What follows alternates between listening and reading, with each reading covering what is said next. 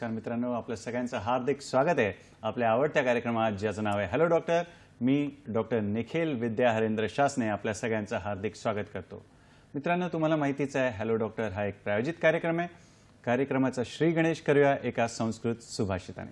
सुभाषित असा आहे, अप्रगल्भस्य या विद्या, अप्रगल्भस्य या विद्या, कृपणस्य च यद्धनम, कृपणस्य च यद्धनम, यच्च बाहुबलम भीरो, यस्य बाहुबलम भीरो, व्ययम एतत् त्रयम भुवि, व्ययम एतत् त्रयम भुवि।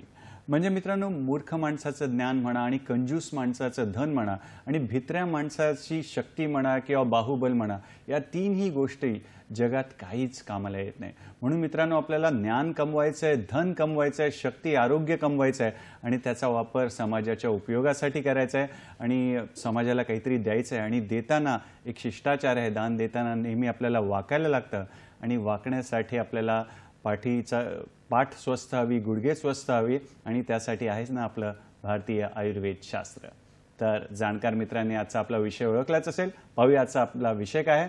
आजचा आपला विषय आहे मणक्याचे आजार, गुडघेदुखीवर विना ऑपरेशन उपचार। बरोबर, मणक्याचे आजार, गुडघेदुखीवर विना ऑपरेशन उपचार। आणि या विषयावर मार्गदर्शन करण्यासाठी आज आपल्यासोबत तज्ञ आणि अनुभवी आयुर्वेदाचार्य आहेत। तर स्वागत करूया वैद्य आबासाहेब रणदिवे सरांचं। नमस्कार सर, स्वागत आहे कार्यक्रमात। मित्रांनो, सरांचा तुमच्याशी परिचय करून देतो। वैद्य आबासाहेब रणदिवे सर, आपण तज्ञ व अनुभवी आयुर्वेदाचार्य आहात। आयुर्वेद शास्त्रात आपण MD केलेले आहेत। गेली 15 वर्षापासून सर पंढरपूर येथे श्री विश्वरंग आयुर्वेद चिकित्सालय येथे रुग्णसेवा देत आहेत आणि पंढरपूर सोबत सर दादर, ठाणे, पुणे, नाशिक, छत्रपती संभाजीनगर आणि मिरज येथे देखील आपली वैद्यकीय सेवा पुरवतात। सरांचा विशेष हातखंडा आहे मणक्याच्या आजारामध्ये, गुडघेदुखीवर, उंची वाढवण्यामध्ये, संधिवातामध्ये आणि स्त्री पुरुष वंध्यत्व या आजारांच्या उपचारामध्ये सरांचा विशेष हातखंडा आहे। आणि मणक्याचे आजार आणि गुडघ्यांच्या त्रासावर विना ऑपरेशन देखील बऱ्याच रुग्णांनी त्यांनी उपाय केलेले आहे आणि यशस्वीरित्या ऑपरेशन जी आहेत ती टाळलेली आहेत। सरांच्या दवाखान्याविषयी सांगायचं झालं तर सरांचा दवाखाना श्री विश्वरंग आयुर्वेद चिकित्सालय, नवीन बस स्थानक, पहिला मजला, पंढरपूर येथे आहे। आणि शाखांविषयी सांगायचं झालं तर पुणे येथे दुसरा व चौथा शनिवार, नाशिक येथे पहिला शनिवार, दादर येथे पहिला रविवार, ठाणे येथे चौथा रविवार, छत्रपती संभाजीनगर येथे पहिला शुक्रवार आणि मिरज येथे दुसरा शुक्रवार। आणि सरांसाठी फोन करण्यासाठी भ्रमणध्वनी क्रमांक कृपया लिहून घ्या किंवा ऑडिओ रेकॉर्डवर रेकॉर्ड करा। पहिला नंबर आहे 9890472035। दुसरा नंबर आहे 9561043187। तिसरा नंबर आहे 7410510100। चौथा नंबर आहे 9881030055। तर असे तज्ञ आणि अनुभवी आयुर्वेदाचार्य आज आपल्या भेटीला आलेले आहेत। तर शुभस्य शीघ्रम कार्यक्रमाचा श्री गणेश करूया। नमस्कार सर, पुन्हा एकदा स्वागत करतो। आणि आज आपला विषय आहे मणक्याचा आजार।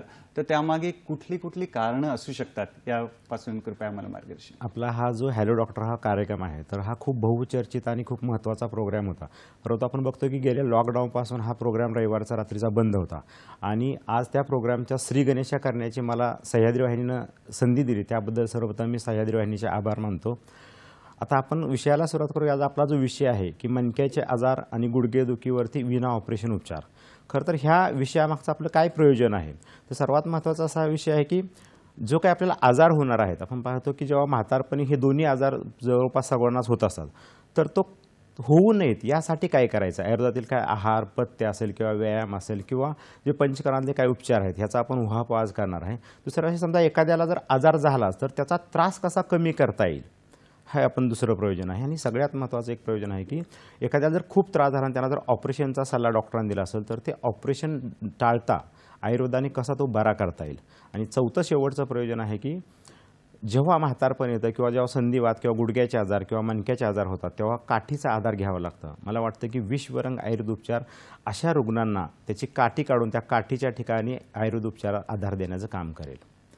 आपण जो कारणांचा जर विचार केला तर प्रामुख्याने आपण बघतो की तरुण वयामध्ये, लहान वयामध्ये जर आपण बघितलं तरुण वय आणि म्हातारपण, लहान मुलं तर सहजासहजी शरीर त्यांचं लवचिक असते, मध्यम वयात थोडीशी लवचिकता कमी होते आणि जसं वयोमान वाढेल तसं त्यांची लवचिकता हळूहळू कमी होत जाते, शरीरामध्ये कडकपणा येत असतो.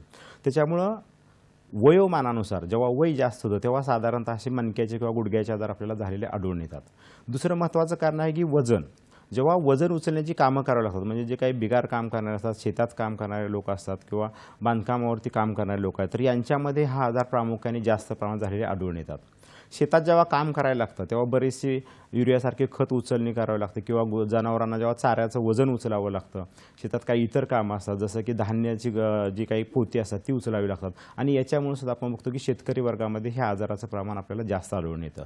बरीच वेगळी शेतकरी कारणं सांगत असतात. त्यात एखादं कारण बघतो की एक शेतकरी सांगतात की त्यांच्या विहिरीमधील मोटार जळाली होती आणि मग ते मोटार काढण्यासाठी ते जुन्या त्यांच्या पायऱ्या होत्या विहिरीला आणि दोघं तिघंजण ते घेऊन ते मोटर काढत होते आणि मग ते मोटर काढता काढता जेव्हा पाय घसरत असतो तेव्हा दोघं तिघांना त्याचा जो ओझं आहे ते व्यवस्थित पेलता येत नाही आणि मग त्यांनी सांगितलं की त्याच्यामुळं माझ्यावरती खूप बोजा पडला त्याच्या शरीरावरती आणि त्याच्यामुळे त्याचा मणक्याचा आजार तेव्हापासून सुरू झालं.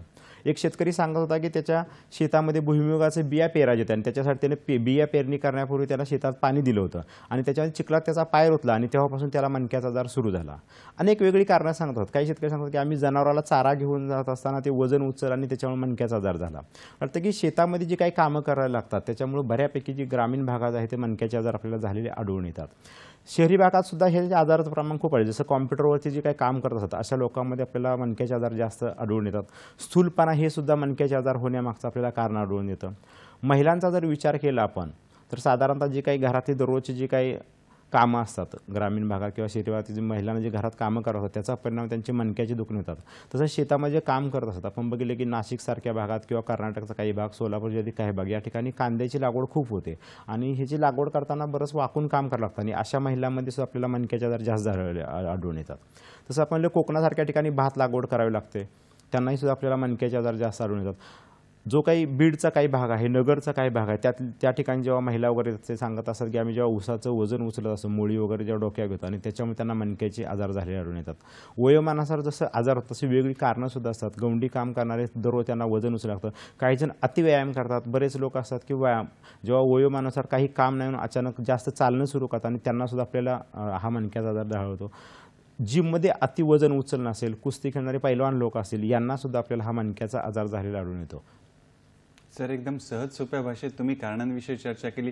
आता थोडंसं आम्हाला मणक्याच्या रचनाविषयी देखील कृपया मार्गदर्शन करा. कसा असतो त्याविषयी? आपण जर बघितलं तर ही मणक्याची जी रचना आहे, आपला जो मेंदू आहे, मानवी जो मेंदू आहे, तो मेंदूचा खाली शेपटासारखा एक भाग खाली गेला असतो आणि तो मानेपासून तो माकड हाडापर्यंत असतो. त्याला आपण मज्जातंतू म्हणतो किंवा स्पायनल कॉर्ड.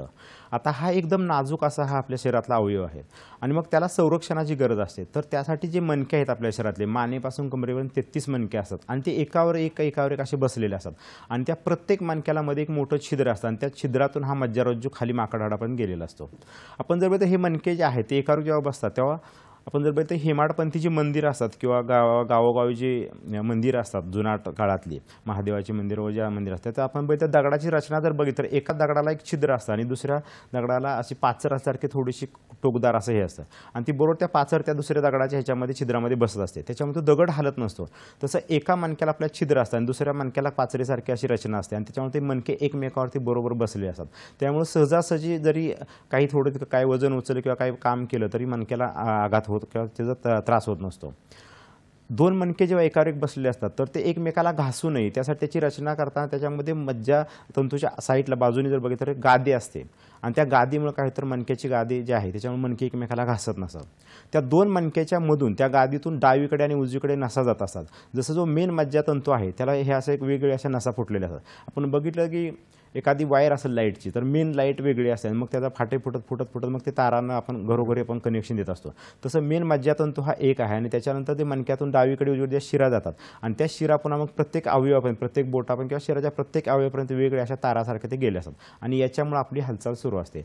आपण जे मणक्याचे आजार बघणार तर ह्या मणक्यामध्ये जी काही विकृती असेल, म्हणजे तिथली गादी कमी होणं असेल, मणक्याची झीज होणं, गॅप पडणं असेल, नस दबणे अशी ह्यामध्ये जेव्हा विकृती तयार होते तेव्हा मग मणक्याचे आजार उत्पन्न होतात. आणि डॉक्टर साहेब, जर समजा मणक्याच्या आजारांमुळे एखादा रुग्ण बसूनच असेल तर आयुर्वेद उपचाराने तो बरा होऊ शकतो का? कृपया त्याविषयी देखील आम्हाला सांगा. खूप छान प्रश्न विचारला, कारण का तर हा सगळ्यात महत्त्वाचा प्रश्न आहे की अनेक वेळा असं होतं की जे काही आपण बघतो की गुडघेदुखी असतील किंवा मणक्याचे आजार असतील, जेव्हा सुरुवातीला होतात तेव्हा रुग्णाला थोडा तितका त्रास होतो, परंतु काही रुग्ण असे असतात की जेव्हा तो आजार वाढत जातो तेव्हा ते जागेला बसावं लागतं त्यांना, किंवा त्यांना चालता येत नसतं किंवा झोपूनच राहावं लागतं. बऱ्याच रुग्णामध्ये असतं की हा आजार हळूहळू वाढतो, किंवा काही रुग्णामध्ये अचानक वजऱ्यामुळे अचानक पण हा उत्पन्न झालेला असतो. आपण काही उदाहरणं आपण ह्यासाठी सांगूया. तर एक रुग्ण होते आपल्याकडे आलेले, जामखेडवरून ते रुग्ण आले होते. साधारणतः एक 8-9 महिन्यापूर्वी माझ्याकडे ते रुग्ण आलेले होते. साधारण एक 2-2.5 वर्षांनी त्यांना मणक्याचा त्रास होता. 60-70 वया आसपास त्यांचं वय होतं. त्यांचा मुलगा त्यांना एका गाडीमध्ये घालून घेऊन आला होता आपल्याकडे. मग ते मुलगा क्लिनिकमध्ये आला आणि सांगितले की माझ्या वडिलांना चालता येत नाही आणि मी घेऊन आलेलो आहे आणि खाली गाडीमध्ये तुम्ही तपासायला या. मग मी रुग्णांना जाऊन तपासलं, रुग्णाला काही प्रश्न विचारले, रुग्णाची नाडी वगैरे परीक्षण केलं आणि मग नंतर वरती आलो आणि मग त्या मुलांना वगैरे आपण औषध सुरू सांगितले आणि औषध दिली. आता त्या रुग्णाची जी स्थिती होती, गेल्या 2-2.5 वर्षांनी त्यांना खूप त्रास होता. डॉक्टरांनी त्यांना सांगितलं होतं की यांचं ऑपरेशनच करावं लागेल. त्या रुग्णाला त्याच्याबरोबर शुगरचाही त्रास होता. शेतामध्ये त्यांना भरपूर काम करावं लागत होतं आणि तो काय करतात, वेदनाशामक गोळ्या खूप प्रमाणात सेवन करायचे, काही इंजेक्शन खायचे आणि मग हळूहळू ते स्टिरॉइड वगैरे बरेच सेवन केले आणि मग त्यांच्या शरीरावरती खूप परिणाम झाला. काही किडनीवरती त्यांच्या परिणाम झाला. तर रुग्ण जागेला झोपून त्यांचे पाय सुजलेले होते. रुग्णाची स्थिती होती की पायाची किंचितशी हालचाल होती, पूर्णपणे रुग्ण जागेला झोपून होते.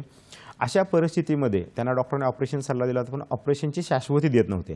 त्याच्यामुळे शेवटी रुग्णाने निर्णय घेतला की आपण आयुर्वेदाने काहीतरी प्रयत्न करूया आणि त्याच्यासाठी ते आपल्याकडे दाखवायला आलेले होते. रुग्णांच्या नातेवाईकांना मी वरती बोलवून घेतलं होतं. त्यांच्या पत्नीला आपण बस्ती नावाची एक पंचकर्म आहे ते आपण त्यांना तिथं शिकवलं, कारण का त्या रुग्णाला कुठल्या दवाखान्यात घेऊन जाणं शक्य नव्हतं. त्यांना आमच्या स्टाफने ते पंचकर्म शिकवलं, त्यांना पंचकर्म करण्यास सांगितलं, रुग्णांना औषध दिली, पंचकर्माची औषध दिली आणि रुग्णांना त्यांच्या घरी पाठवून दिलं. साधारणतः पुढे 2 ते 3 महिन्यांतर त्यांनी काय केलं, कुरिअरनं ती औषधं मागून घेत होते. रुग्णांचा त्रास थोडासा कमी होत होता, थोडीशी हालचाल वाढायला लागली होती. खरं तर रुग्णाच्या पायावरती ती सूज पण थोडी कमी झालेली होती. साधारण एक 5 महिने पूर्ण झाल्यानंतर पुन्हा ते रुग्ण क्लिनिकला आले. जेव्हा त्या रुग्ण आणि त्याचा मुलगा जेव्हा क्लिनिकमध्ये आले, दोघेजण, खरं तर मी सुरुवातीला त्यांना बाहेर जाऊन तपासलो त्या पेशंटला. रुग्ण आले आणि त्यांनी मला नमस्कार केला आणि डॉक्टर ओळखलं का म्हणले. खरं तर रुग्णांची एवढं कंटिन्यू चालू असतं, 7-8 ठिकाणी व्हिजिट असतात, त्यामुळे काही रुग्णांचा चेहरा लक्षात राहिलंच असं नाही आहे. आणि सगळ्यात महत्त्वाचं अशी असते की जेव्हा रुग्ण एखादा जागेवर पडून असता तेव्हा त्याची जी काही स्थिती असते, म्हणजे त्याच्यात बराचसा बदल झालेला असतो. म्हणजे जेव्हा आम्ही बघतो की जेव्हा एक 10 रुग्ण जर मी बाहेर गाडीत जाऊन तपासले तर त्यांचे कपडे जर बघितलं आपण की काय तर नातेवाईक सुद्धा कंटाळलेले असतात. बरेच रुग्ण तर त्यांचं पॅन्ट वगैरे घालण्याचे लुंगीवरती आणलेले असतात किंवा फक्त बनियन घालून आणलेले असतात, दाढी वगैरे वाढलेली असते किंवा सगळं. त्यामुळे हे रुग्ण ओळखू पण येत नाही. तर 6 महिन्यापूर्वी की आपल्याला यांना मी ट्रीटमेंट दिली होती असं सुद्धा मला ते रुग्ण ओळखू येत नाही, कारण त्यांचं त्यावेळची कंडिशन आणि आत्ताची खूप त्यांच्यात बदल झालेला होता.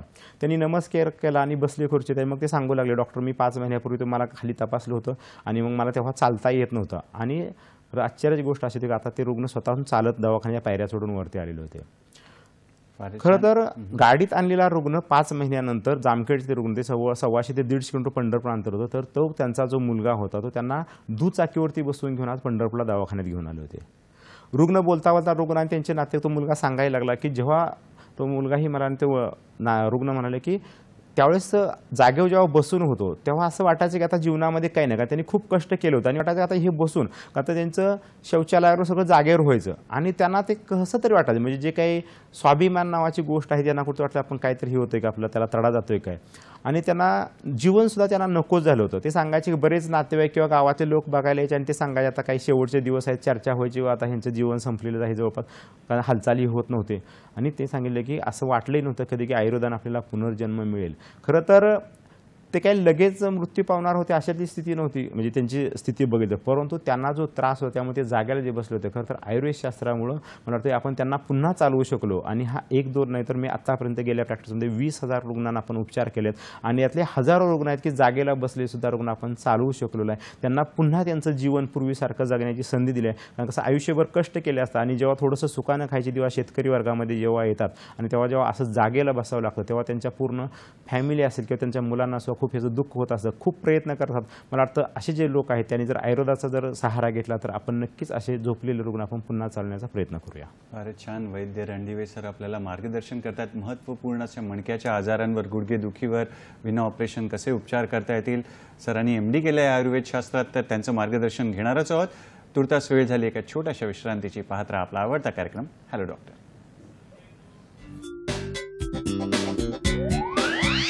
मणक्याचे आजार, गुडघे दुखीवर विना ऑपरेशन उपचार श्री विश्वरंग आयुर्वेद चिकित्सालय, शाखा पुणे, दादर, ठाणे, मिरज, छत्रपती संभाजीनगर, नाशिक, पंढरपूर. पत्ता नवीन बस स्थानक, पहिला मजला, पंढरपूर. संपर्क 9890472035 तसेच 9881030055 तसेच 7410510100 आणि 9561043187.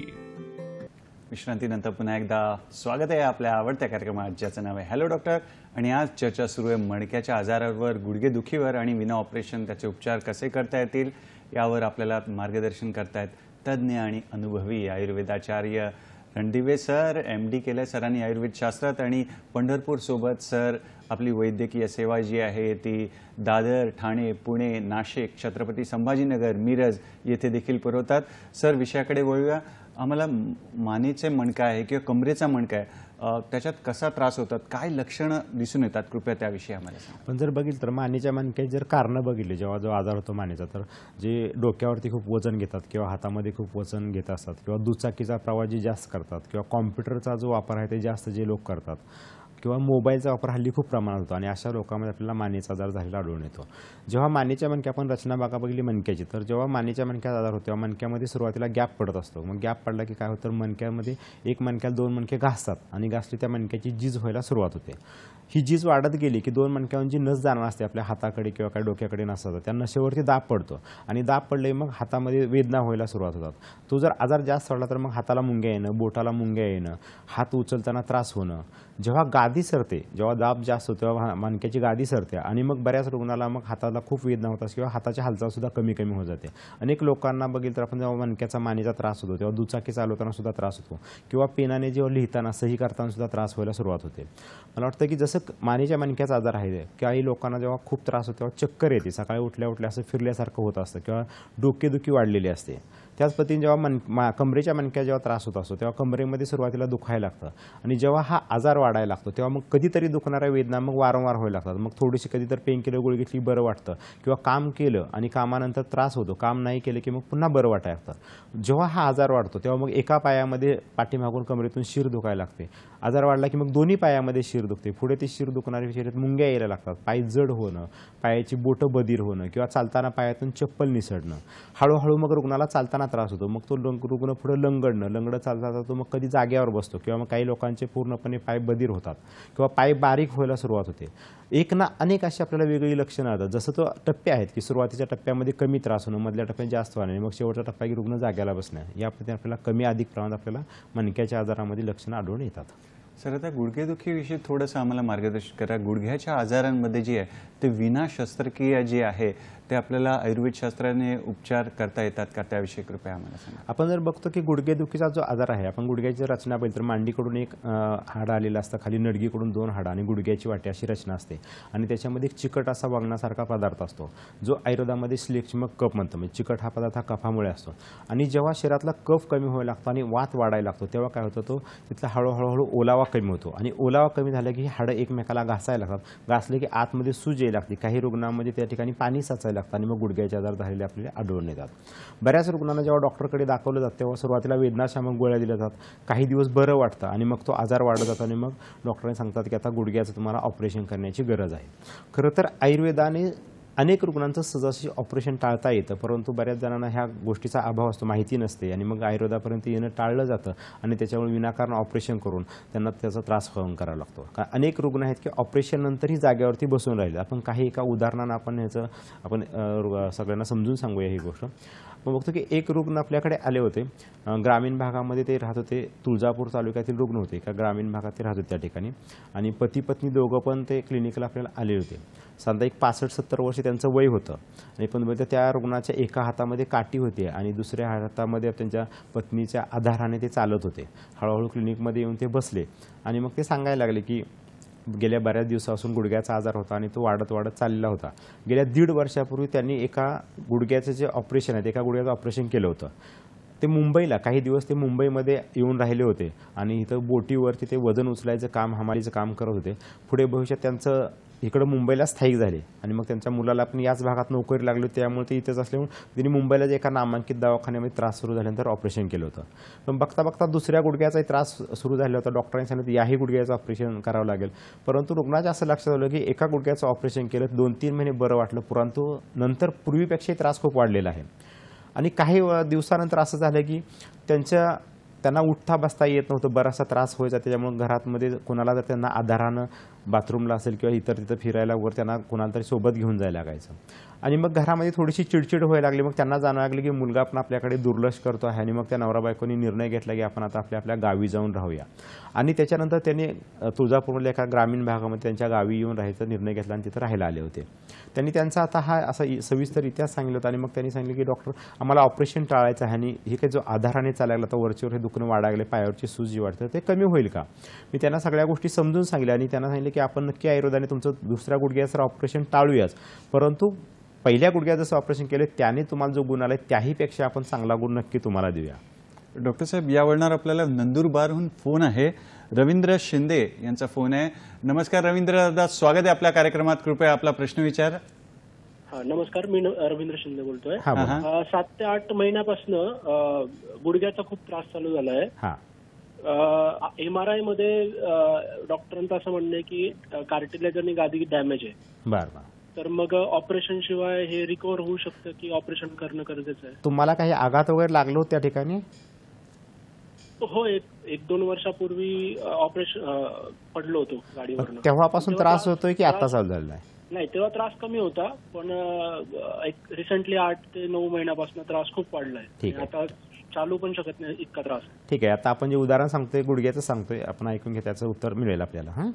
धन्यवाद आपल्या प्रश्नासाठी. सर काय सांगा? आपण जर बघितलं तो जो रुग्ण होता कळका, आणि मग त्या रुग्णाला आपण गुडघ्याच्या आजारासाठी आपण काही औषध आयुर्वेदातली काही रक्तपाचक सारखं चूर्ण असेल, गोक्षुरादी, योगराज गुगळ, काही सुवर्ण, काही कल्प दिले आणि त्यांना आपण बस्ती शिकवलं. त्या आजींना, त्या रुग्णावर, त्यांच्या पतीवरती आपण बस्ती कशी करायची दाखवली आणि सहचरादी तेलाची आपण त्यांना बस्ती सुरू केली. त्याच्यानंतर ते घरी गेले, औषधोपचार सुरू होते, दर महिन्याला ते दाखवायला येत होते आणि साधारणतः 5 ते 6 महिन्यानंतर जेव्हा ते आले तेव्हा त्यांना पत्नीचाही आधार घ्यावा लागत नव्हता आणि काठीचाही आधार घ्यावा लागत होता. तेव्हा बसल्यानंतर त्यांनी बऱ्याचशा गप्पा झाल्यानंतर त्यांनी सांगायला सुरुवात केली की डॉक्टर, जेव्हा आम्ही 5-6 महिन्यापूर्वी आलो होतो तेव्हा खरं तर आम्ही हा आयुर्वेदाचा शेवटचा उपाय म्हणून पाहत होतो याच्याकडे, आणि त्यानंतर आम्ही असं ठरवलं होतं की आता मुलाबाळापासून तर आम्ही दूर झालेलो आहे, मग शेवटी काय करायचं. त्यांनी ठरवलं होतं की आपण आता आश्रमामध्ये एखाद्या वृद्धाश्रम गाठायचा आणि त्या ठिकाणी आपण जाऊन राहायचं, कारण त्यांना आता दोघांनाही या वयामध्ये एकटं राहणं शक्य होत नव्हतं. खरं तर मला असं वाटतं की आयुर्वेदशास्त्राने त्यांना जो आधार दिला त्यामुळे त्यांना आश्रमात जाण्याचं सुद्धा आपण त्यांचं कॅन्सल करू शकलो. अनेक रुग्णांना, म्हणजे असे अनेक रुग्ण आहेत की गुडघ्याच्या रुग्णाचे ऑपरेशन आहे, त्यांचं आपण नक्कीच ऑपरेशन टाळू शकतो. आता जो काही प्रश्न आला होता, त्यांनी जर गुडघ्याला जर तिळाचं तेल जर रेग्युलरली लावत राहिलं आणि सोबत जवळच्या वैद्याकडे जाऊन जर पंचकर्माचा बस्ती नावाचा जर प्रकार कळला तर त्याचा खूप चांगला फायदा होईल. मला वाटतं की ऑपरेशन करायची गरज लागत नाही आहे. का अनेक रुग्ण असतात ज्यांना आघात झालेला किंवा लिगामेंट टेअर गेलेत ना, आयुर्वेदाने आपण जवळपास 100 रुग्ण जर आपल्याकडे अशा पद्धती आले तर 90 रुग्ण विना ऑपरेशन आपण बरोबर करू शकतो. त्यामुळे तुम्ही आयुर्वेदिक उपचार घ्या, तुम्ही नक्की बरे व्हाल. फारच छान. मित्रांनो, रणदिवे सर आपल्याला छान मार्गदर्शन करतायत, वेगवेगळे रुग्णांचे अनुभव सांगतायत आणि घरगुती उपचार देखील सांगतायत, आणि गरज असेल तिथे आयुर्वेदिक जवळचे डॉक्टरांकडून उपचार आपण घेऊ शकतो. वेळ झाली एका छोट्याशा विश्रांतीची. पाहत राहा आपला आवडता कार्यक्रम हॅलो डॉक्टर. मणक्याचे आजार, गुडघे दुखीवर विना ऑपरेशन उपचार श्री विश्वरंग आयुर्वेद चिकित्सालय, शाखा पुणे, दादर, ठाणे, मिरज, छत्रपती संभाजीनगर, नाशिक, पंढरपूर. पत्ता नवीन बस स्थानक, पहिला मजला, पंढरपूर. संपर्क 98 90 47 20 35, तसेच 98 81 03 00 55, तसेच 74 10 51 01 00 आणि 95 61 04 31 87. विश्रांतीनंतर पुन्हा एकदा आपलं स्वागत आहे आपल्या आवडत्या कार्यक्रमात, ज्याचं नाव आहे हॅलो डॉक्टर. आणि आज आपल्याला मार्गदर्शन करतायत तज्ज्ञ आणि आयुर्वेदाचार्य, अनुभवी MD आयुर्वेद ज्यांनी केलेले आहे असे वैद्य रणदिवे सर आपल्याला मार्गदर्शन करतायत. आणि चर्चा सुरू आहे मणक्याच्या आजारावर, गुडघेदुखीवर विना ऑपरेशन आपण कसे उपचार घेऊ शकतो. सर, आपण बघतो की गर्भाशयाची पिशवी काढल्यावर महिलांमध्ये वाताचा जो त्रास आहे तो वाढून आलेला दिसतो, तर काय सांगणार सर त्याविषयी? बरोबर आहे. आपण जर बघितलं तर जी आयुर्वेदामध्ये जी काही वाताची स्थानं सांगितलीत, वात दोष असतो शरीरामध्ये आपल्या, वात पित्त कफ असे दोष असतात. तर वात दोषाचे जे स्थान आहे ना ते गर्भाशय एक स्थान आहे. जसं पक्वाशय स्थान तसं गर्भाशय सुद्धा स्थान आहे. आणि गर्भाशय जसं गर्भधारणेसाठी होत असतं तसं आपण बघितलं तर प्रत्येक महिन्याला शरीरातील जे अशुद्ध रक्त आहे ते बाहेर पडत असतं आणि नवीन नवीन रक्ताची दरवेळी उत्पत्ती होत असते. आणि त्याच्यामुळे महिलांचं जे आरोग्य आहे ते गर्भाशयामुळे सुद्धा नीट राहण्याला मदत होत असते. आपण बघतो की घरात दररोज बरीचशी कामं करायला लागत असतात तरीसुद्धा स्त्रियांचं थकलेला जाणवत नाही. त्याचं कारण त्यांच्यात नवीन नवीन वेळी दरवेळी ते रक्त तयार होत असतं. परंतु जेव्हा काही कारणाने ही गर्भाशयाची पिशवी काढली जाते तेव्हा जी पोकळी तयार होते त्याच्यामुळे शरीरामध्ये वात वाढतो. आणि ज्या ज्या महिलांची गर्भाशयाची पिशवी काढली अशांना मग संधिवाताचे आजार असतील, मणक्याचे आजार आपल्याला वाढलेले आढळून येतात. अनेक महिलांचे असं लक्षात येईल की ज्या महिलांनी लवकर गर्भाशयाची पिशवी काढलेली आहे तर त्यांना पुढे हे खूप आजार, जवळपास 100 महिलांनी जर गर्भाशयाची पिशवी काढली असेल तर 60 ते 70% महिलांमध्ये यापैकी वाताचा किंवा मणक्याचा आजार झालेला आपल्याला आढळून येतो. प्रामुख्याने आपण जर बघितलं तर काही महाराष्ट्रातले असे काही भाग आहेत की ज्या ठिकाणी अनेक महिलांची गर्भाशय काढण्याचं प्रमाण खूप प्रमाणात असतं. जसं की आपण पाहिलं बीडमधला काही भाग असेल, नगर जिल्ह्यातला काही भाग असेल किंवा धुळे जिल्ह्यातला काही भाग आहे तर त्या ठिकाणच्या जे महिला आहेत ते ऊस तोडीसाठी मजूर म्हणून काम करत असतात. पण बघतो की जेव्हा ऊस तोडीचे जे कामगार असतात त्यांना अनेक वजन, जे ऊसाची जी मुळे असते ना ती महिलांनाच प्रामुख्याने त्याची वाहतूक करावी लागते. आणि जेव्हा महिलांना मासिक पाळी सुरू असते तेव्हा ते 3, 4, 5 दिवस जे असतात तर त्यांच्या पोटामध्ये खूप दुखत असतं किंवा त्याचा त्रास होत असतो. खरं तर पूर्वीपासून ही चालत आलेली जी प्रथा होती की त्या 5 दिवसात महिलांनी जे काही घरातून बाजूला बसलं जातं त्याचा हेतू होता की त्या महिलांना जे काही कष्ट आहे, कारण त्यावेळेस ती व्रणित असते, ती या शरीरात काहीतरी जखम झाली असते म्हणून ती रक्त येत असतं आणि तिनं विश्रांती घेणं गरजेचं असतं म्हणून ही प्रथा चालत आलेली असते. आपण मग त्याला वेगळे आधार दिले जातात परंतु खरं त्यामागचं कारण आहे की त्या महिलेला त्या काळामध्ये तिला विश्रांती भेटावी. परंतु ऊसतोड महिला असतात त्यांना विश्रांती भेटत नाही आणि मग त्याच्यामुळे त्या काळामध्ये जेव्हा त्यांना ऊसातोडीचं काम किंवा मुळी वाहतूक करावं लागतं तेव्हा खूप त्रास होत असतो. आणि आपण बघतो की मग जेव्हा मूलबाळ होऊन जातं, 1-2-3 मुलं जेव्हा झाली की मग त्या बायकांना म्हटलं की बाबा मग काम करायचा त्रास होतो तर आपण गर्भाशय काढूया. आणि जवळपास बीड भागातल्या ज्या काही ऊसतोडीच्या जर महिला आहेत त्यांना जर आम्ही जेव्हा विचारतो तेव्हा जाणवतं की जवळपास सगळ्याच महिलांचं 20, 22, 23 वर्षामध्ये गर्भाशय काढलेलं असतं. खरं तर गरिबी खूप वाईट असते आणि मग त्याच्यापासून त्यांना पर्याय नसतो की त्यांना माहीत असतं की पुढे ह्याचा त्रास होणार आहे बाबा, की पुढे काहीतरी आपल्याला हे गर्भाशय काढलं, कारण तर शरीरातला एखादा अवयव आहे मग त्याचं फक्त काम संपलेलं नाही, अजूनही काहीतरी काम असतं आणि त्याच्यामुळे त्याला त्रास होणार आहे माहीत असून सुद्धा नाईलाज असतं ते गर्भाशय काढलं जातं. अशीच एक महिला आपल्याकडे आलेली होती. 30पर्यंत तिचं वय होतं, तिला 3 मुलं होतात आणि तिने सांगितले 1-2-3 ॲबॉर्शन पण ती झाली होती. तिला संधिवाताचा पण आजार झाला होता, सगळे सांधे तिचे सुजलेले होते, मणक्याचंही दुखणं होतं, ती वाकतच चालत होती. तिनं जेव्हा सांगितलं की जेव्हा एकदा वजन म्हणजे ऊसतोडीचं काम करत होती, 4 महिन्याचा तिच्या गर्भ पोटामध्ये होता आणि मुळी उचलल्याने तिचा त्या सरीमध्ये पाय घसरला आणि ती घसरून पडली आणि त्याच्यानंतर तिला जे ब्लिडिंग सुरू झालं आणि साधारणतः दुसऱ्या दिवशीमध्ये त्याचं गर्भपात तिथं पुन्हा काम करता झाला. ऊसतोडीचं शेवटचे 15 दिवस राहिले तर मार्चच्या महिन्यात होता, मग त्यांनी त्याकडे दुर्लक्ष केला तर गावाकडे झाल्यावर बघूया म्हणले, परंतु तिच्या शरीरातून बरंचसं रक्त वाहत होतं. जेव्हा गावाकडे गेलं तेव्हा डॉक्टरांना शेवटी दाखवलं. खरं तर त्यांनी 15 दिवस खूप दुर्लक्ष करायला नको होतं, परंतु परिस्थितीत त्यांनी ते दुर्लक्ष केलं आणि डॉक्टरांना दाखवले. त्यांनी सांगितले की आता गर्भाशयाची पिशवी बरीच खराब आहे, तुम्हाला गर्भाशय काढण्याची गरज आहे. त्याच्यानंतर त्यांनी ऑपरेशन करून ते गर्भाशय काढलं आणि त्याच्यानंतर हळूहळू 2-3 वर्षानंतर त्या महिलेला संधिवाताचा खूप त्रास व्हायला, म्हणजे गुडघे दुखायला लागले, गुडघ्यावरती सूज येणं, मनगट सुजणं आणि हळूहळू 3-4 वर्षानंतर तिचं ऊसतोडीचं कामसुद्धा पूर्णपणे बंद झालं. पुढे घरच्यांनी त्यांना बरेचसे दवाखाने केले, गोळ्या खाल्ल्या, वेदनाशामक गोळी खाली, तेवढ्यापुरतं बरं व्हायचं, परंतु आजार काही जात नव्हता. शेवटी मग त्यांनी आयुर्वेदाचा सल्ला घेण्यासाठी आपल्यापर्यंत आले होते. आपण जे आता बघितलं की सहचर तेलाचे आपण त्यांना बस्ती नावाचे पंचकर्म सुरू केले, कारण गर्भाशयामुळे जी विकृती झालेली असते काढल्यामुळे जे वात वाढलं असतं त्या वातावरती कंट्रोल करण्यासाठी आयुर्वेदातली बस्ती सर्वोत्तम उपचार सांगितलेला आहे. काही आयुर्वेदातली इतर जे औषधं आहेत, रक्ताचं काम करण्यास असेल, बिलवादीसारखं काही चूर्ण असतात, इतर औषध त्यांना आपण सोबत दिली आणि साधारणतः एक 6 ते 7 महिने उपचार केल्यानंतर जवळपास त्या महिलेला आपण 80% यातून बरं करू शकलो. पुढेही त्यांना त्या वाताचा आजार खूप होता, त्यामुळे पुढच्या वर्षी पण त्यांना एकदा आपण पंचकर्म करून घेतलं आणि साधारणतः एक 2-2.5 वर्षानंतर त्या रुग्ण जवळपास 90% त्या पूर्णपणे बऱ्या झालेल्या होत्या. मला वाटतं की महिलांनी जास्तीत जास्त प्रमाणामध्ये आपलं गर्भाशय जे काढण्याचं प्रमाण ते कमी करायला पाहिजे, कारण त्याची खूप गरज असते. आपण जर पाहिलं तर महिलांना काही रक्ताच्या संदर्भात जे आजार असतात ते पुरुषांपेक्षा कमी प्रमाणात आढळतात. जसं आपण होतं HIV रुग्ण जर आपण बघितले तर पुरुषांना आणि महिलांना जर एकाच वेळी जर HIV बाधित असतील तर पुरुषाचा मृत्यू अगोदर झाला झाले असतं, पण महिलेचा मृत्यू पुढे झाला नसतो किंवा 20-20, 30-30, 40-40 वर्ष आपल्या महिला जगलेल्या जाणतात. त्याचं कारण आहे की ह्या गर्भाशयामुळे त्यांची रक्तशुद्धी होत असते. हार्ट अटॅकसारखं जर आपण प्रमाण बघितलं तर महिला म्हणजे दर महिन्याला जे मासिक पाळीतून जे रक्त असते त्यामुळे नवीन रक्ताची उत्पत्ती होत असते आणि तेव्हा अशुद्ध रक्त जात असतं. जेव्हा अशुद्ध रक्त व्हायला लागतं त्या रक्ताच्या गाठी तयार होतात आणि मला वाटतं की हार्ट अटॅक जर प्रमाण काढलं आपण तर त्याचं प्रमाणसुद्धा पुरुषांपेक्षा महिलांमध्ये कमी प्रमाणात येतं. त्यामुळे गर्भाशय ही खूप महत्त्वाची आरोग्यदृष्टीने महिलांमध्ये ही निसर्गानं दिलेली देणगी आहे. मला वाटतं ते गर्भाशय राखण्याचा प्रयत्न करावा. जर गर्भाशयाचा काही त्रास होत असेल, ब्लिडिंग होत असेल किंवा काही गाठी असतील गर्भाशयामध्ये तर मला वाटतं की आयुर्वेदिक उपचार घ्यावेत. 100पैकी 80 ते 90 महिलांचं गर्भाशय आपण आयुर्वेदाने सहजासहजी आपण वाचवू शकतो. तर विनाकारण काही ठिकाणी मनामध्ये भीती असते की गर्भाशयात काही त्रास झाला, थोडंसं दुखलं किंवा ब्लिडिंग झालं की चला गर्भाशय कॅन्सर होतो की आणि मग गर्भाशय काढण्याचं प्रमाण त्यामुळे त्या भीतीपोटी जास्त झालं असतं. मला वाटतं आयुर्वेदिक सल्ला घ्या. जवळ आता महाराष्ट्रामध्ये खूप आयुर्वेदिक डॉक्टर आहेत, वेगवेगळ्या जिल्ह्यामध्ये तालुका स्तरावर सुद्धा भरपूर डॉक्टर आहेत आणि मला वाटतं तुम्ही जर तिथं जाऊन भेटला तर आपण नक्की तुमचं गर्भाशय तुमचं वाचवू शकता. सर फार छान मार्गदर्शन करतात महत्त्वपूर्ण अशा विषयावर. आपल्याला एक फोन आलेला आहे डॉक्टर साहेब, छत्रपती संभाजीनगर इथून फोन आहे. भरत दादांचा फोन आहे, पाहूया त्यांचा प्रश्न काय आहे. नमस्कार दादा, आपलं स्वागत आहे कार्यक्रमात. कृपया आपला प्रश्न विचारा. हा सलग प्रश्न विचारा, टीव्हीचा आवाज बंद करा, सलग प्रश्न विचारा. बोला. हा सर, नमस्कार. नमस्कार. अच्छा दादा सलग प्रश्न विचारा, टीव्हीचा आवाज बंद करा. हा सर, नमस्कार. मी प्राध्यापक भरत कालवे, छत्रपती संभाजीनगरहून बोलतोय. बोला. बोलत राहा. हा, मी 13 वर्ष नोकरीच्या निमित्ताने महामंडळाच्या बसनी अपडाऊन केलं. रस्ता खराब होता आणि त्या रोज 90 किलोमीटर प्रवास केला. त्यामुळे माझ्या मानेचा त्रास चालू झालेला आहे. मणके कुठेतरी डॅमेज झालेले आहेत. तर त्यावरती आपल्याला काय उपाय करता येईल सर? ठीक आहे. वय किती आहे आपलं? वय अंदाजे सांगता येईल? 55. बरं, ठीक आहे. धन्यवाद आपल्या प्रश्नासाठी. आता बघितलं आपण की यांना हा जो आपण पूर्वी जी कारणं सांगितली मानेच्या मणक्याची, मी जेव्हा कारण सांगितलं तेव्हा सांगितलं की अतिप्रवास ही कारण असू शकतं. बघा, आपण बघतोय की जेव्हा एखादी गाडी रस्त्यानं पळत असते तेव्हा ती चॉकअप ते सुद्धा खराब होत असतात. जेव्हा गाडी खूप पळते तेव्हा ती गाडी खराब असते, त्यामध्ये जी माणसं बसली ना त्याच्यासुद्धा मणक्यांना, गुडघ्यांना ह्यांना आघात होत असतो आणि मग अशा वेळेस आपले मणके सुद्धा खराब होतात आणि मग मणक्याचे आजार झालेले आढळून येतात.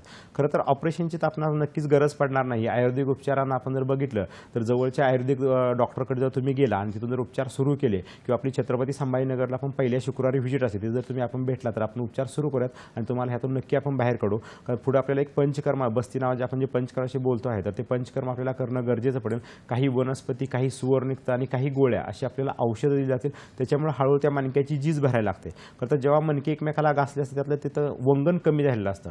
औषधाने मणक्याची झीज भरते आणि जेव्हा पंचकर्म करतो, पंचकर्माची काय तेलं वापरली जातात, त्या तेलामुळे काय होतं तर त्या मणक्यामध्ये वंगण व्हायसारखं काम होतं आणि त्यामुळे तुमच्या मणक्याची झीज भरून येते. आपण जसं पाहतो की गाडीची आपण सर्व्हिसिंग करतो आणि ती सर्व्हिसिंग केलं तर कसं ऑइलिंग होत असतं, त्या पद्धतीने तुमच्या मणक्यामध्ये जर झीज भरून आहे ती झीज भरून यायला मदत होते पंचकर्माने. फारच छान मित्रांनो, असंच तुम्ही प्रश्न विचारा, याचा फायदा आपल्या सगळ्यांना होतो. सरांकडून अजून आपल्याला जाणून घ्यायचं आहे. सर, महत्त्वाचं म्हणजे आता आम्हाला जाणून घ्यायचं आहे की मणक्याचे आजार होऊच नये त्याच्यासाठी आम्ही आहार विहार म्हणजे व्यायाम, आहाराविषयी काय पथ्य पाळायची, कृपया त्याविषयी आम्हाला सांगा. पण सर्वप्रथम एक लक्षात घ्यायला पाहिजे, आपण जी काही कारणं, कुठलीही गोष्ट कारणाशिवाय घडत नसते आणि आपण जी मणक्याची जी कारणं सांगितली, जे आपण बघतो की वजन उचलण्याचं जे प्रमाण असतं किंवा आता जो प्रवास करणे आहे, कॉम्प्युटरचा जो वापर आहे, मोबाईलचा वापर आहे, मानेवरती काही जास्त वजन उचलणं असेल किंवा आपण गर्भाशयाची पिशवी काढणं बघितलं किंवा स्त्रियांमध्ये काही कष्टाची कामं, तर ज्यांना हा त्रास जाणवायला लागला तर त्यांनी हे कारणं टाळली पाहिजे. कारण कसं आहे की कारणाशिवाय कुठलेही आजार होत नसतो. मला वाटतं हे कारण जर टाळलं तर बरेचसे आपण आजार थांबवू शकतो. आहाराचा जेव्हा विचार करतो आपण, जेव्हा वात वाढवणारे जे शरीरामध्ये काही घटक आपण जेव्हा खात असतो, पदार्थ खातो, तर ते बंद करणं गरजेचं असतं. जसं की आपण बघतो वांगे आहे, बटाटा आहे, गवार आहे किंवा हरभरा डाळीपासून किंवा बेसनपासून बनणारे जे पदार्थ असतात त्याच्यामुळे शरीरामध्ये वात वाढतो किंवा गॅस तयार होतो आणि तो वाढलेला वात काय करतो तर शरीरातला ओलावा कमी करतो आणि मग मणक्याची झीज सुरू व्हायला लागते. आहारामध्ये जसं बघितलं असं विहारामध्ये बघितलं तर बरेच लोक असतात की एकदा काय आजार झाला, गुडघ्याचा असेल किंवा मणक्याचा असेल तर व्यायाम करायला सुरू होतं. खरं तर हे खूप चुकीचं आहे. आपण जर बघितलं तर एखादी तार जर आपण खूप वेळ जर वाकवत बसलो तर ती पुढं गरम होते आणि तुटते. त्या पद्धतीनं जेव्हा मणक्याचा किंवा गुडघ्याचा आजार असतो ऑलरेडी त्या ठिकाणी झीज झालेली असते, त्या ठिकाणचं वंगण किंवा चिकट पदार्थ कमी झालेला असतो आणि जेव्हा व्यायाम अतिप्रमाणात केलं तेव्हा तिथलं घर्षण होतं आणि घर्षण झालं की मग त्या ठिकाणचं वंगण अजून कमी होतं आणि मग तो आजार आपल्याला फक्त सुरुवातीला काही काळ थोडंसं हालचाल दरम्यान बरं वाटतं, पण नंतर नंतर तो आजार आपल्याला वाढलेला जाणवतो. अनेक रुग्ण आपण बघितलेत की रिटायर झाल्यानंतर चालायला सुरुवात करतात आणि मग होडाचोड लागते बा, तो आजोबा एखादा जास्त चालतोय तर आपण पण रोज 5 किलोमीटर चालूया, कोण 10 किलोमीटर चालूया, आणि त्याचा परिणाम असं होतो की 5 ते 6 महिन्यानंतर त्यांना गुडघ्याचे आणि मणक्याचे आजार सुरू होतात आणि मग ते पूर्वीचं सगळं जाग्याला बसतात आणि मग हे आजार अजून जास्त वाढायला सुरू होतात. त्यामुळे मला वाटतं की चालण्यासारखे व्यायाम असेल किंवा हे टाळलेले बरे. शक्यतो जर आपल्याला काही करायचं असेल तर दररोज अंगाला तेल लावावं. पूर्वीच्या काळामध्ये उठलं की सकाळी उठल्या उठल्या अगोदर अंगाला तेल लावूच दे, अभ्यंग करायचे आणि मग त्याच्यानंतर मग थोडीशी शरीराला वाफ होते किंवा गरम पाण्याने आंघोळ करायची, मग कामाला सुरुवात करायची. त्यामुळे जर दररोज जर 10-15 मिनिट जर वृद्धांनी जर आपल्या गुडघ्याला मणक्याला जर तेल लावलं तर नक्कीच आपण ह्या आजारापासून दूर राहू शकतो. आहाराचा विचार केला तर बरेचसे काही पदार्थ जसं आपण बघतो की दुधाचा वापर करावा. डिंक लाडू असतात, ते पूर्वी गर्भीने किंवा गर्भाशय जेव्हा डिलिव्हरी होत असतात तर डिलिव्हरीनंतर आपण बघतो डिकोवडा म्हणजे खात असतो, डिंकाचं लाडू केलं तर त्याचा खूप फायदा हाडांना होतो किंवा जे त्याच्यामध्ये जो चिकट पदार्थ असतो त्याच्यामुळे खूप फायदा होतो आणि मणक्याची झीज कमी व्हायला मदत होते. फारच छान सर, महत्त्वपूर्ण सरांनी मार्गदर्शन केलेलं आहे. आपल्याला त्रास होऊच नये याच्यासाठी महत्त्वपूर्ण मार्गदर्शन केलेलं आहे. मित्रांनो, वेळ झाली एका छोट्याशा विश्रांतीची. पाहत राहा आपला आवडता कार्यक्रम हॅलो डॉक्टर. मणक्याचे आजार, गुडघे दुखीवर विना ऑपरेशन उपचार श्री विश्वरंग आयुर्वेद चिकित्सालय, शाखा पुणे, दादर, ठाणे, मिरज, छत्रपती संभाजीनगर, नाशिक, पंढरपूर. पत्ता नवीन बस स्थानक, पहिला मजला, पंढरपूर. संपर्क 9890472035 तसेच 9881030055 तसेच 7410510100 आणि 9561043187. विश्रांतीनंतर पुन्हा एकदा आपलं स्वागत आहे आपल्या आवडत्या कार्यक्रमात, ज्याचं नाव आहे हॅलो डॉक्टर. आज चर्चा सुरू आहे मणक्याच्या आजारावर, गुडघेदुखीवर आणि विना ऑपरेशन उपचारावर, आणि आपल्याला मार्गदर्शन करतायत तज्ज्ञ आणि अनुभवी आयुर्वेदाचार्य रणदिवे सर. सर, कृपया आम्हाला सांगा की जर वजन उचलल्यामुळे मणक्याचा त्रास झाला असेल तर आणि ऑपरेशन सांगितलं असेल तर मग आयुर्वेद शास्त्राने ते टाळता येईल का, किंवा काय उपचार पद्धती असते? आपण पाहिले की वेगळी जे आपण कारण सांगत होतो त्यामध्ये वजन उचलणे हे आपण कारण सांगितलेलं आहे. कारण तर मणक्याचे जे आजार आहेत, जसं कष्टाची कामं करण्यात तसे वजन उचलण्याने सुद्धा जास्त प्रमाणात आपल्या मणक्याचे आजार झाले आढळून येतात. जेव्हा मणक्याचा इतर कारण होत्या ते हळूहळू वाढत असतात, पण जेव्हा वजन उचलून जो आजार होतो तो अचानक एका दिवसात पण हा मणक्याचा आजार झालेला आपल्याला आढळून येतो. पूर्वी जर बघितलं तर पूर्वीच्या काळातील जे लोक होते, गेल्या 15-20 वर्षाचा जर इतिहास काढला तर 100-100 किलोची पोती असायची घरामध्ये किंवा दुकानामध्ये सुद्धा मालाची. पण आता आपल्याला 100 किलोचं पोतं कुठंही दिसणार नाही, जवळपास 50 किलोच्या आणि आता ते 40 किलोवरती आलं. त्याचं कारण काय आहे तर मानवाची जी काही काम करण्याची, कष्ट करण्याची शक्ती किंवा जी काय ताकद आहे, आपण जे आता जे सगळं आहार विहार जे सगळं करत आहे किंवा जे रसायनयुक्त सगळं खात आहे त्याच्यामुळे आपली ऊर्जासुद्धा खूप कमी झाली आणि त्यामुळे आपण तेवढं वजनसुद्धा आता हल्ली उचलू शकत नाही. आणि जेव्हा ही वजन उचलावं लागतं, शेतकरी असतील किंवा इतर काही विटावर काम करणारे लोक आहे किंवा बांधकामावरती काम करणारे आहेत किंवा जे हमाली काम करतात, तर या लोकांमध्ये हा आजार झालेला जास्त आपल्याला मणक्याचा जाणून येतो. आपण एक शेतकऱ्याचं एक उदाहरण घेऊया. तो गेवराई येथील रुग्ण होता. साधारण एक 25-30 वर्ष त्या मुलाचं वय होतं आणि त्याच्या शेतामध्ये कापसाचं पीक होतं आणि मग ते कापूस काढणी केलेली होती आणि त्या कापसाचं एक भली मोठी अशी त्यांनी गाठोडी बांधलेली होती आणि साधारण त्यांनी सांगितले की आपल्याला 1 ते 60 किलोचं असं एक गाठोडं होतं आणि त्यांनी ते उचललं होतं आणि ते उचलल्यानंतर अचानक तो उचलून घेऊन जात असताना त्याचा पाय घसरला आणि तो पडला आणि पडल्यानंतर त्याला उठताच आलं नाही आणि मग तो जागेवरच बसून राहिला. तर हे छत्रपती संभाजीनगर जेव्हा आपली व्हिजिट होती त्या ठिकाणी हे रुग्ण दाखवायला आलेले होते. जेव्हा रुग्ण आपल्याकडे क्लिनिकमध्ये आलेले होते तेव्हा त्याला चालताना तो लंगडत होता आणि तो वडिलांच्या खांद्यावरती आधाराने तो येऊन आपल्यासमोर बसलेला होता. मग त्यांनी त्यांचा इतिहास सांगायला चालू केला की त्यांनी सांगितले, जेव्हा मी जागेवरतीच पडलो ते वजन उचलल्यानंतर, तेव्हा घरच्यांनी गाडी आणली, 4 चाकी गाडी, आणि त्या गाडीमध्ये घेऊन ती छत्रपती संभाजीनगरच्या एका नामांकित हॉस्पिटलमध्ये दाखल झाले. तिथं डॉक्टरांनी ॲडमिट करून घेतलं आणि त्यांना सांगितले की आता MRI वगैरे केला. MRI केल्यानंतर त्यांनी सांगितले आता ह्यांना मणक्याची जी गादी आहे ती या मुलाची सरकलेली आहे आणि इमर्जन्सी ऑपरेशन करावं लागणार आहे. त्यांनी खूप विचार केला आता काय करायचं. त्यांना असं वाटतं की आता आपण ऑपरेशन तर आपलं टाळलं गेलं पाहिजे, कारण का मुलाला वाटायचं की ह्या वयात जर आपण ऑपरेशन केलं तर पुढं त्रास होऊ शकतो. पण वडिलांची अशी इच्छा होती की मुलगा जागेला बसला, डॉक्टरांनी सांगितलं काही करून इमर्जन्सी ऑपरेशन करायला पाहिजेत. खरं तर बाप नावाची गोष्ट अशी असते, त्यांना मुलाची खूप काळजी असते. आपण बघतो की माझ्याकडे बरेच तरुण मुलांना असं त्यांचे वडील दवाखान्यात घेऊन येत असतात आणि बापाची अशी इच्छा असते की माझा मुलगा काही करून बरा झाला पाहिजे आणि ही 100पैकी जवळपास 99% पालकांची अशी इच्छा असते. त्याच्या विरुद्ध जेव्हा आम्ही पाहतो की जेव्हा मणक्याचा आजार किंवा असे आजार जेव्हा एखाद्या वयोवृद्धाला झाले तर त्या मुलांची जी इच्छा आपण बघितली तर 10-20% मुलंच आता हल्ली त्यांच्या आईवडिलांकडे आपल्याला लक्ष दिलेलं जाणवत असतं. परंतु हे खूप चुकीचं आहे. कारण तर जेव्हा बघतो की आम्ही जेव्हा मुलं येण्यापेक्षा ते वयोवृद्ध आई वडीलच दोघंजण दवाखान्यात आलेले असतात. तर आपण ह्या आता सुरुवातीच्या उदाहरणाकडे वळूया. तेव्हा ते आपल्याकडे जेव्हा घेऊन आले तेव्हा ऑपरेशन टाळायचं होतं आणि मग त्यांनी सांगितलं आयुर्वेदिक उपचार आपण करूया. आणि मग त्यांच्या नातेवाईकांनी जेव्हा आपला पत्ता दिला तेव्हा ते आपल्याकडे दाखवायला आले होते. खरं तर त्या मुलाला थोडंसं चालता येत होतं, लंगडत लंगडत तो चालत होता. त्याला किंचितही वागता येत नव्हतं. पाठीतून असा एकदम कडकपणा आलेला होता आणि त्याला खाली बसलं तर मांडी घालून बसवता येत नव्हतं. त्यामुळे त्याला असं खुर्चीवरती वगैरे बसावं लागायचं. अत्यंत त्याची बिकट परिस्थिती, वेदना खूप होत्या, पेन किलर गोळ्या चालू होत्या. आपल्याकडे जेव्हा आला तेव्हा त्याला फक्त 15 दिवस झाले होते त्याला ते मणक्याचा आजार होऊन. आपण तिचं नाडी परीक्षण केलं, काही प्रश्न विचारले. त्याला सगळ्यात महत्त्वाचं दर्शन परीक्षा, म्हणजे तो जेव्हा चालत येऊन बसला माझ्यासमोर तेव्हाच बरं निदान झालं होतं की ह्याला काय झालेलं असू शकतं. काही प्रश्नांना त्याचा इतिहास पाहिला आणि नंतर स्पर्श परीक्षा, म्हणजे त्याच्या शरीरावरती आपण ज्या ठिकाणी स्पर्श करून कुठं वेदना होता, नेमकं ह्याला काय झालं असेल, ह्या परीक्षा करून आपण त्याला सांगितले आता आपण तुला नक्की यातून बाहेर काढू शकतो. त्यांची इच्छा होती की आपण ऑपरेशन टाळावं. त्यांना तिथं तपासणी केली, आपण औषध दिली आणि त्यांना पंचकर्म करण्याची गरज होती. त्यामुळे त्यांच्या नातेवाईकाला बोलावून आपण पंढरपूरला 2-3 दिवसांनी यायला सांगितलं. ते गाडी करून ते पंढरपूरला आले. आपण ते त्यांना बस्ती नावाचं जे आपण सांगितलं मज्जा तेल जे आपण ते बस्ती देतो त्या बस्ती आपण त्यांना ते पंचकर्म शिकवलं आणि त्याच्यानंतर त्या रुग्ण पुन्हा दुसऱ्या महिन्यामध्ये आपल्याला तो संभाजीनगरमध्ये पुन्हा फॉलोअपला आला. तेव्हा बऱ्यापैकी त्याला चालण्याचा त्रास जरासा कमी झाला होता आणि 2 महिने जेव्हा त्याला पूर्ण झाले तेव्हा वडिलांचा आधार लागत नव्हता. रुग्ण हा मांडी घालून बसला. जवळपास तो 80% 2 महिन्यामध्ये बरा झाला होता. आता तो जवळपास 5-6 महिन्यात त्याला आपले उपचार चालू आहेत. तर त्याच्या कमरेमध्ये थोडंसं वेदना होता आणि त्याला वाकून लावला फक्त थोडासा त्रास होता, नाही तर जवळपास बाकी सर्व लक्षणं मला वाटतं बरी झालेली आहेत त्याची. मला वाटतं की ऑपरेशन करण्यापूर्वी जसं यांनी निर्णय घेतला तसं प्रत्येक रुग्णांनी जर ऑपरेशन करण्यापूर्वी, तर आमच्याकडे बरेच रुग्ण येतात की ऑपरेशन करण्यापूर्वी रुग्ण दवाखान्यात चालत गेलेले आहेत आणि नंतर ऑपरेशन केल्यानंतर जे जागेला झोपले आहेत ते आज जागा आहे ते जागेला झोपलेले आहेत. अनेक रुग्णांमध्ये ऑपरेशन अयशस्वी झालेले आपल्याला उदाहरण आहेत. मला वाटतं की एकदा ऑपरेशन केलं तर पुन्हा दुसरी ट्रीटमेंटचा खूपसा फायदा होताना दिसत नसतो. त्यामुळं ऑपरेशन करण्यापूर्वी जर आयुर्वेद हा पर्याय जर आपण स्वीकारला तर मला वाटतं आपण अनेकांचं ऑपरेशन नक्कीच टाळू शकतो. सर, आता तुम्ही सांगताना मज्जा तेल बस्ती या शब्दाचा उपयोग केला. आपण निर्माण केलेले तेल आहे, बस्ती आहे, तर कृपया त्याविषयी देखील आम्हाला सांगा. बरोबर. आता खरं तर आपण हे स्वनिर्मित केलेलं हे मज्जा तेल आहे. जेव्हा 15-16 वर्षावर मी पंढरपूरमध्ये प्रॅक्टिस टाकली होती तेव्हा ग्रामीण भागातले माझ्याकडे जास्तीत जास्त रुग्ण यायचे आणि असं लक्षात आलं की जेव्हा जे रुग्ण येतात त्यापैकी 50% रुग्ण हे वाताचे किंवा मणक्याचे आलेले आहेत. आणि मग त्याच्यावरती बराचसा अभ्यास उहापोह सुरू केला आणि मग असं लक्षात आलं की आपण यात काहीतरी वेगळं करूया.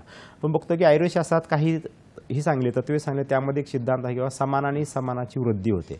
जसं आपण बघतो की रक्त जर आपण चढवलं तर रक्त वाढत असतं, तसं मग मी विचार केला हा आजार कशाचा आहे, तर हा मज्जाधातूचा आजार आहे. तर आपण मज्जाधातूचा उपयोग केला तर आणि मग कुठला मज्जा वापरायचा, तर आपण त्यानंतर काय केलं तर बकऱ्याची जी पाय असतात त्यातला बोन मॅरो म्हणजे मज्जाधातूना तो आपण काढायचा प्रयत्न केला शिजवून, परंतु त्यातून खूप कमी मज्जा मिळायचा. आणि मग आपण पुढे त्यामध्ये काही सुधारणा करून बकऱ्याचे मेंदू त्याचाही आपण वापर सुरू केला आणि एकाच वेळी 10-15 बकऱ्याचे मेंदू आणि ते बकऱ्याच्या पायातला जो मज्जा आहे त्याचा आपण वापर करून काही तेल सिद्ध करायला चालू केली. सोबतच आपण गुळवेलसारखं त्यामध्ये औषध किंवा इतर काही वनस्पती याचाही आपण काढा करून त्यामध्ये ते सिद्ध केलं. गुळवेलचा आपण बघितलं तर ती वनस्पती चिकट असते आणि त्याच्यामुळे जे मणक्यामधली जी चिकटपणा आहे तो पण निर्माण व्हायला मदत होतं. मणक्यामध्ये आपण जी झालेली बघतो तेव्हा काय होतं तिथले गादीत कमी झाले असते, म्हणजे ओलावा का तेलकट पदार्थ कमी झाला असते. त्यामुळे आपण ह्यात जे तेलात सिद्ध करतो त्या तेलाचा फायदा होतो. मज्जातंतू परिणाम झाला असतो किंवा स्पायनल स्टेनोसिस झाले असतो, मज्जातंतू बारीक व्हायला लागला असतो, त्याचा परिणाम हा मज्जा तेल वापरल्यामुळे त्या मज्जेचा वापर होण्यामुळे समानाने समानाची वृद्धी होते आणि मग त्याच्यावरती बराचसा परिणाम होतो. आणि हे जे तेल आहे तर ह्याचा आपण बस्ती देतो. बस्तीमध्ये काय केलं तर रुग्णाच्या पोटाला, पायाला, पाठीला किंवा जिथं मानेला तर मानेला अगोदर अभ्यंग केलं जातं, म्हणजे तिथं औषधी तेलाचं मसाज केलं जातं. नंतर औषधी वाफ जाते, कुकरमध्ये काही औषधी द्रव्य असतात त्याची वाफ घेतली जाते आणि त्याच्यानंतर आपण जे मज्जा तेल जे बनवलं आहे ते शौचाच्या वाटे म्हणजे गुदमार्गा वाटे एक छोटीशी रबरी पाईप घालून त्याच्यावाटे हे तेल आतमध्ये सोडलं जातं. मग एक दिवस तेलाचा बस्ती असतो, काही दिवशी इतर औषधी काढ्याचा बस्ती असतो आणि असे हे बस्ती जेव्हा ते आपण देतो तर त्याचा परिणाम स्वरूप आपल्याला असं लक्षात आलं की आपण अनेक रुग्णांचं जे ह्या पंचकर्मामुळं अनेक रुग्णांचं आपण ऑपरेशन टाळू केलं आणि टाळलेलं आहे आपण आणि त्याच्यामुळे ह्या मज्जा तेलाचा आपल्याला खूप चांगला फायदा झालेला आहे. अनेक रुग्ण आपण ह्या मज्जा तेलामुळे बरे केलेले आहेत. फारच छान सर. सर, समजा गुडघ्यावर आघात झाला किंवा इतर कारणांमुळे जर समजा लिगामेंट टिअर झाला असेल तर आयुर्वेद शास्त्राने ऑपरेशन वगैरे टाळता येऊ शकतं का? कृपया त्याविषयी. आता पूर्वी आपल्याला एका रुग्णाने प्रश्न विचारला होता. सगळं आपण बघतो की जेव्हा काहीतरी गुडघ्यावरती मार लागतो किंवा आपण बघतो की गाडीवरून घसरून पडलं तर तशा वेळी सुद्धा गुडघ्यामध्ये लिगामेंट टिअर होतो आणि मग अशा रुग्णांमध्ये मग ऑपरेशनचा सल्ला दिला जातो. एक रुग्ण होता आपल्याकडे साधारणतः एक 30 वर्ष वयाचा एक मुलगा होता. तो शेतामध्ये गेलेला होता आणि पावसाळ्याचे दिवस होते आणि मग पाऊल वाट होती, त्याच्यावर तो गाडी घेऊन चाललेला होता आणि मग ती गाडी दुचाकी घसरली आणि मग शेजारी जो पाणी सोडण्याचा जो काही दंड होता किंवा पाट म्हणतात त्याला, त्याच्यामध्ये ती गाडी घेऊन तो घसरून पडला आणि मग खाली जो काही दगड होता तो त्याच्या गुडघ्याला लागला आणि त्याला खूप वेदना व्हायला लागली, सूज आली, कसं तरी तो घरी गेला. परंतु त्याला 2-3 दिवस असं जाणवलं त्याला चालणं सुद्धा मुश्किल व्हायला लागलं. त्याच्यानंतर ते डॉक्टरांकडे गेले, त्याच्यानंतर MRI केला. मग त्याला असं जाणवलं की डॉक्टरांनी सांगितलं की बाबा तुझ्या गुडघ्यामध्ये लिगामेंटचा टिअर गेलेला आहे आणि अर्जंटली ऑपरेशन करावं लागणार आहे.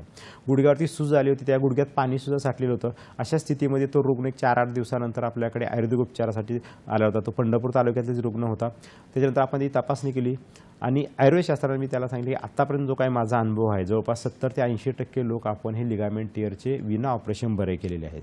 त्याला आयुर्वेदातले काही औषधोपचार सुरू केले.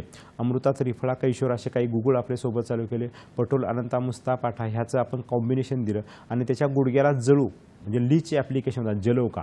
तर त्याला जेव्हा तिथं त्या ठिकाणी आघात झालेला असतो, जेव्हा रक्त साकाळलं असतं तर लीच लावलं की तिथलं अशुद्ध रक्त ओढून काढतात आणि त्याचं तर अशुद्ध रक्त ओढून काढलं आणि त्याच्यानंतर त्याच्या हळूहळू सूज पण कमी झाली. काही दिवसात साधारण 15-20 दिवसामध्ये त्याला चालण्याचा जो त्रास आहे तो बराचसा कमी झाला होता. 1.5 ते 2 महिन्यामध्येच हा रुग्ण जवळपास 80-90% नॉर्मल झाला होता. पुढे आपण त्याला पंचकर्म बस्ती नावाचा उपचार सुद्धा केला तिथं वंगण तयार व्हायसाठी आणि त्याच्यानंतर तो रुग्ण जवळपास पूर्णपणे बरा झालेला आहे. सर, थोडक्यात संधिवात आंबावतवर काय मार्गदर्शन करणार? वेळ थोडा कमी आहे तर थोडक्यात काय? आपण जर बघितलं संधिवात हा जर आजार बघितला तर प्रामुख्याने सांध्यामध्ये झाला असतो. म्हणजे जेव्हा सांध्यामध्ये वात जातो आणि मग तिथं विकृती उत्पन्न करतात, ते जीज होते आणि मग संधिवात जातो. पण आम हा थोडा वेगळा आजार आहे. आम म्हणजे याच्यात 2 शब्द आहेत, आम आणि वात. आम हा अपक्व रस असतो. संस्कृतमध्ये म्हटलं जातं की जेव्हा कच्चा रस त्याला आम म्हटलं जातं. जेव्हा आपण आहाराचं सेवन करतो आणि तो जर रस आहे तो व्यवस्थित जर पचला नाही तर तो कच्चा रस शरीरामध्ये तो पसरत असतो आणि वात हा त्या आमाला म्हणजे चिकट पदार्थाला तो प्रत्येक ठिकाणी घेऊन जात असतो. आपण बघतो की ढग ज्या ठिकाणी जातात, वारा घेऊन जातो तिथं तो पाऊस पडत असतो. त्या तसं ह्या वात जो आहे तो आम जो घटक आहे त्याला जिथं घेऊन जाईल ना त्या ठिकाणी सांध्यात आजार होत असतो. आम वातामध्ये आपण जर लक्षणं बघितली तर गुडघ्यावरती सूज येत असते. गुडघ्यावरती सूज तर गुडघे गरम लागतात किंवा मनगटावरती सूज येते. मनगटाच्या हाताची बोटे वाकडे होतात, पायाची बोटे वाकडे झाले असतात आणि अशा रुग्णांना सकाळी उठल्या उठल्या खूप त्रास होतो. शरीर आखडत असतं. जर त्यांनी गरम पाण्यानं आंघोळ केली की बरं वाटतं. जसं जसं सूर्य माथ्यावर येईल तसं त्यांना बरं वाटतं. रात्र जशी होईल तसं पुन्हा त्रास व्हायला लागतो किंवा ढगाळ वातावरण झालं की पुन्हा त्यांना वेदना व्हायला लागतात. मात्र आम वाताचे रुग्ण आयुर्वेदाने खूप छान बरे होतात. आधुनिक उपचारामध्ये वेदनाशामक गोळी किंवा स्टिरॉइड दिला जातं परंतु त्याने रुग्ण बरे होतात. आयुर्वेदाने आपण आम वाताचे रुग्ण खूप छान बरे करतो. पण त्यांना जरा ट्रीटमेंट थोडीशी जास्त दिवस घ्यावं लागते. 1-1.5 वर्ष उपचार करावे लागतात. आयुर्वेदिक उपचार आणि पंचकर्म केलं तर आम वात आपण बऱ्यापैकी बरा करू शकतो. धन्यवाद सर, तुम्ही छान मार्गदर्शन केलं आणि आपल्या व्यस्त वेळापत्रकातून वेळ काढून इथे आलात आणि मला आजच्या महत्त्वपूर्ण विषयावर मार्गदर्शन केलं. त्यासाठी दूरदर्शनच्या सह्याद्री वाहिनीकडून, हॅलो डॉक्टरच्या टीमकडून आणि आमच्या प्रेक्षक मित्रांकडून खूप खूप धन्यवाद आणि पुढील वाटचालीसाठी शुभेच्छा. मित्रांनो, आज वेळ झाली इथेच थांबायची. पुढील कार्यक्रमात एक नवीन विषय घेऊन आम्ही आपल्या भेटीलाच येणार आहोत आपल्या आवडत्या कार्यक्रमात हॅलो डॉक्टरमध्ये. तुर्तास धन्यवाद. नमस्कार.